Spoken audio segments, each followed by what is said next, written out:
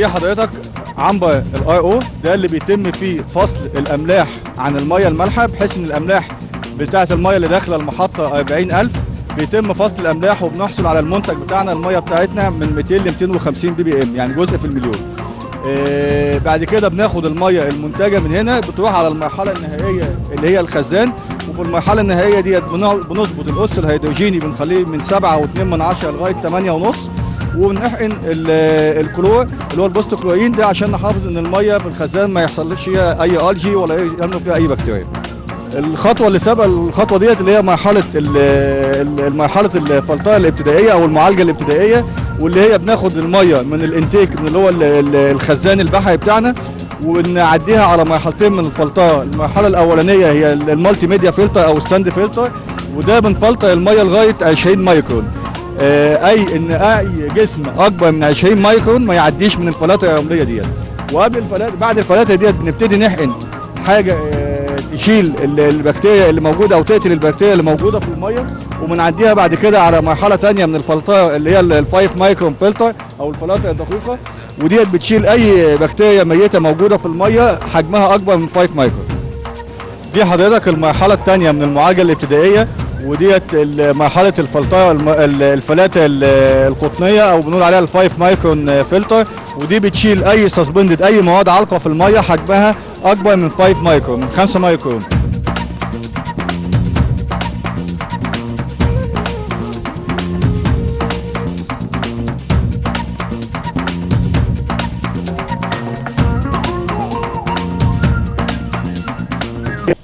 بيتعمل هنا نفق يمكن زي انفاق اللي هي معموله تحت قناه السويس، نازلين تحت العمق 30 متر، ومكنه حفر الانفاق شغاله دلوقتي لانها بتحفر تحت المباني وتحت الطريق والكلام ده ومحدش شايفها لحد ما تطلع بره للمأخذ البحري اللي يبدأ بيها ان شاء الله المرحله الاولى.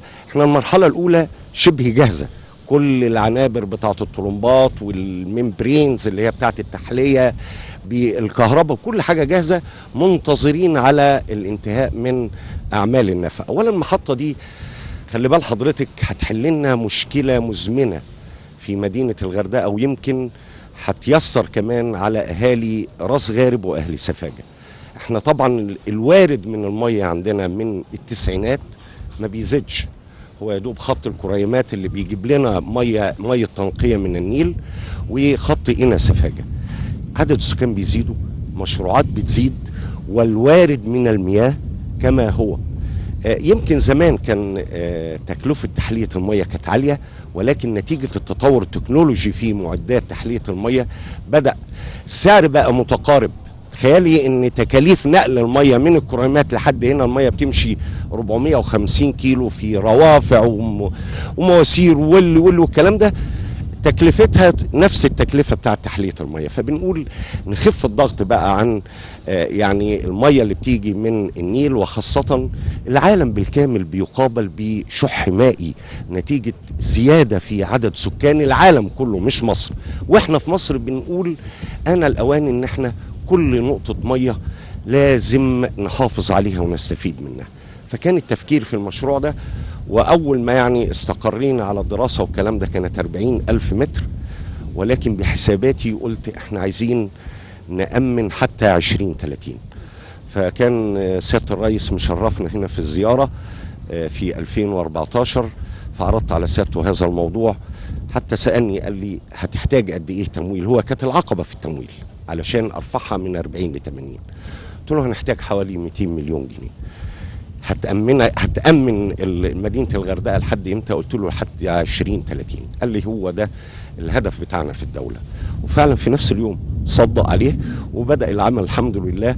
وهنحتفل كلنا اهالي البحر الاحمر بان خلاص ما عادش، كان كل صيف بيجي لنا استاذة هند بيحصل أزمة في المية نتيجة طبعا الطلب على المية بيزيد في الصيف جدا. لا وكانت بتحصل في الفنادق كمان، في كل حاجة يا فندم، حتى المواطن العادي. وكان يمكن سعر المية بيصل إلى 20 و30 جنيه نتيجة عدم توفره، واحنا عارفين ان الندرة بترفع السعر.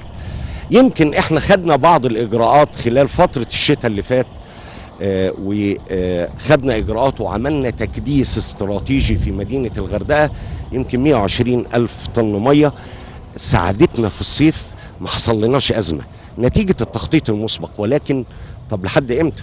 انما بافتتاح هذه المحطه هنلغي نظام المناوبات، لان حتى الان الميه بتتضخ للبيوت، مش زي ما انتوا قاعدين في القاهره تفتح الحنفيه تلاقي الميه، لا، ده كل البيوت فيها خزانات في المناوبه، تتفتح تتملي الخزان وخلاص ومتشكرين، وتبدا البيوت والمنشات وكله ياخدوا من خزانات الميه. وايضا كان الصرف الصحي نفس النظام، طرنشات صرف صحي. الحاجات دي كان نتيجتها ان منسوب المياه الجوفيه في مدينه الغردقه ارتفع، وطبعا كل الخزانات والكلام ده بيحصل فيها نشع، خاصه طرنشات الصرف الصحي. قلنا بنعمل المحطه دي، طب هننتج 80,000 متر هيدخلوا على البيوت والمنشآت، طب بعد كده هيروحوا فين؟ يقابلهم الرماد شبكه. بالظبط، الاول خدنا شبكه كامله بمحطات الروافع، بخطوط الطرد، بخطوط الانحدار، وبنبني دلوقتي محطه معالجه 90,000 متر ثلاثي، يعني ممكن نزرع بيها زراعات تؤكل. شغالين في المنظومتين بالتوازي علشان نبدا بقى بنعمل دلوقتي الاتزان الهيدروليكي لمدينه الغردقه، بحيث ان الميه تبقى 24 ساعه، ونلغي الخزانات الميه، ونلغي طرنشات الصرف الصحي. عايز اقول لك مهما كانت درجه يعني الاجاده في تنفيذ خزانات الميه، ولكن معلش بتبقى الى حد ما فيها نسبه من التلوث، سواء من الجو او الكلام ده. طالما ان احنا هنعمل اتزان هيدروليكي ويبقى الميه 24 ساعه، يبقى بنقضي تماما على اي مسببات لتلوث الميه.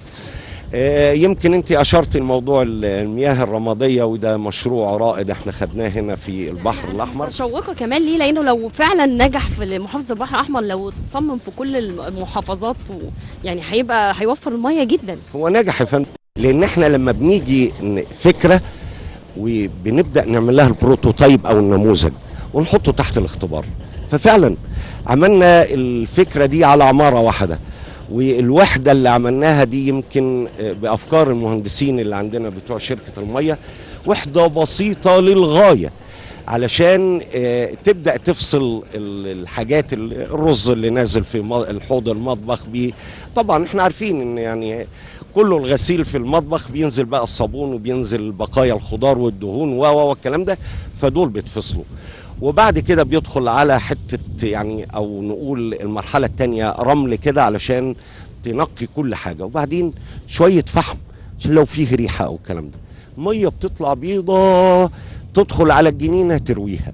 فاحنا بنقول الاتي: انا وفرت كتير قوي.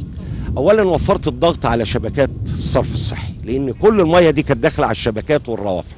الحاجه الثانيه وفرت على المواطن، لانه لما كان بيسقي الجنينه بيسقيها بايه؟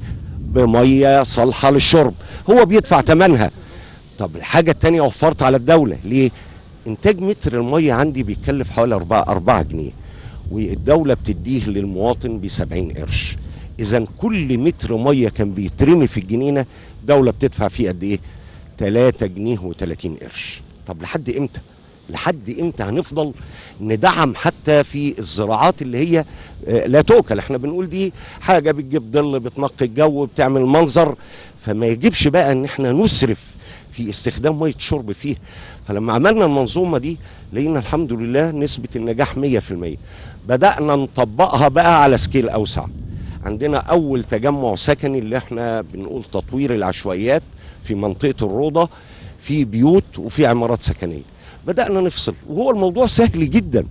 دايما كل عمارة بتلاقي فيها ماسورتين للصرف نازلين، واحدة بتاخد من قاعدة تواليت، والتانية بتاخد من البيبة اللي في الحمام. بيبة الحمام بتلاقي لو مديتي ايدك جوه تلاقي فيها 3 فتحات، فتحة اللي هي بتنزل من حوض الوش، فتحة من البانيو، والفتحة الثالثة من الحوض بتاع المطبخ. الماسورتين دول بينزلوا على مطبق تحت وينزل على الصرف. احنا خدنا الماسوره اللي هي مجمعه من البيبه وعملنا لها مطبق صغير لوحدها علشان افصلها عن الصرف الصحي.